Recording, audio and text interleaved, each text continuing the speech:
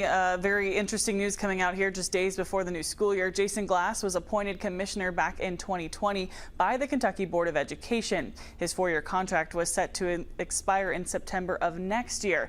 Now he'll be leaving his current post on September 29th. His next job will be the Associate VP of Teaching and Learning at Western Michigan University.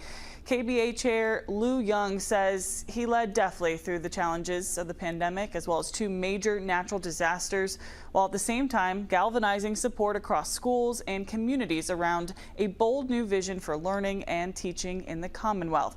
She says the KBE will hold a special meeting in mid-August to determine the next steps as well as a timeline for moving forward. Now, the commissioner typically oversees the Commonwealth's K-12 school system as well as its 635,000 students. They also act as a superintendent for the Kentucky School for the Blind, the Kentucky School for the Deaf, as well as 53 area technology centers. Now, just moments ago, we did get statements released by the Republican Party as well as the Democratic Party. Of course, 2 very different reactions there. We'll have much more for you tonight on WKYT in the early evening hours.